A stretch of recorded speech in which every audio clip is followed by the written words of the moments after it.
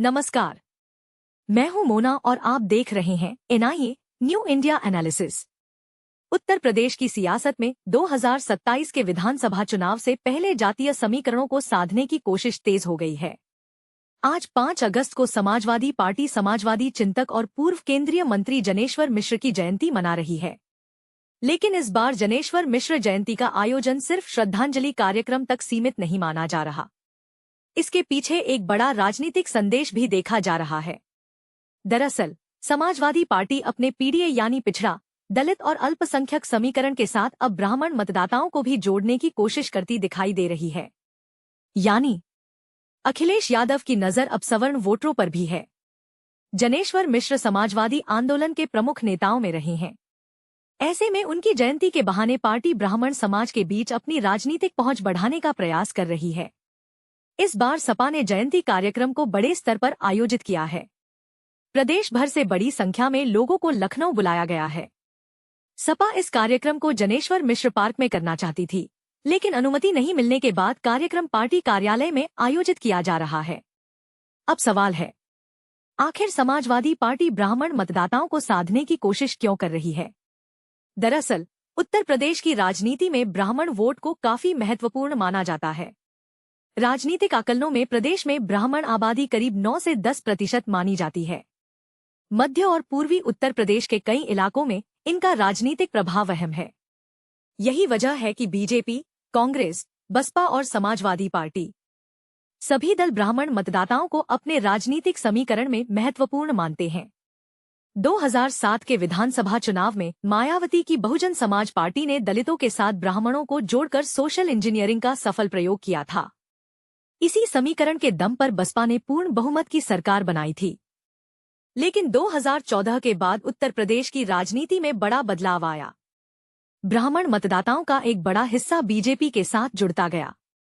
2022 के विधानसभा चुनाव से जुड़े आंकड़ों के मुताबिक करीब 89% ब्राह्मण मतदाताओं ने बीजेपी का समर्थन किया था। वहीं सपा को करीब 6% और कांग्रेस को लगभग 1% ब्राह्मण वोट मिला। विधायकों के आंकड़े भी बीजेपी की मजबूत पकड़ दिखाते हैं। 2022 में बीजेपी के 46 ब्राह्मण विधायक चुने गए, जबकि समाजवादी पार्टी से 5 और कांग्रेस से 1 ब्राह्मण विधायक विधानसभा पहुंचा। यानी अब तक ब्राह्मण वोटरों का झुकाव बीजेपी की ओर मजबूत रहा है। लेकिन अब समाजवादी पार्टी इसी समीकरण को बदलने की कोशिश में है। राजनीतिक हलकों में पिछले कुछ समय से ब्राह्मण समाज के एक हिस्से की बीजेपी से नाराजगी की चर्चा भी होती रही है। हालांकि इस नाराजगी का चुनावी असर कितना है, यह अभी स्पष्ट नहीं है। अखिलेश यादव के सामने सबसे बड़ी चुनौती 2027 में पूर्ण बहुमत हासिल करने की है। पार्टी ने पीडीए को अपनी रणनीति का प्रमुख आधार बनाया है, लेकिन सपा यह भी समझती है कि सत्ता तक पहुंचने के लिए सामाजिक आधार को और व्यापक करना जरूरी है। यही वजह है कि अब पीडीए के साथ ब्राह्मण और दूसरे सवर्ण मतदाताओं को जोड़ने की कोशिश दिखाई दे रही है। अगर सपा इस रणनीति में सफल होती है तो 2027 के चुनाव में उसका सामाजिक समीकरण पहले से ज्यादा मजबूत हो सकता है। लेकिन चुनौती भी बड़ी है। ब्राह्मण मतदाताओं के बीच बीजेपी की मजबूत राजनीतिक और संगठनात्मक पकड़ है। ऐसे में केवल एक कार्यक्रम के जरिए इस वोट बैंक में बड़ा बदलाव करना आसान नहीं होगा। सपा को लगातार राजनीतिक संवाद, संगठन में प्रतिनिधित्व और स्थानीय स्तर पर सक्रियता दिखानी होगी। तो क्या जनेश्वर मिश्र की जयंती के बहाने शुरू हुई यह कवायद ब्राह्मण मतदाताओं को सपा के करीब ला पाएगी? क्या पीडीए के साथ सवर्ण वोटरों का जुड़ाव अखिलेश यादव को 2027 में सत्ता तक पहुंचा पाएगा, या फिर ब्राह्मण वोट बीजेपी के साथ ही बना रहेगा? इन सवालों का जवाब आने वाले महीनों में उत्तर प्रदेश की सियासत में दिखाई देगा।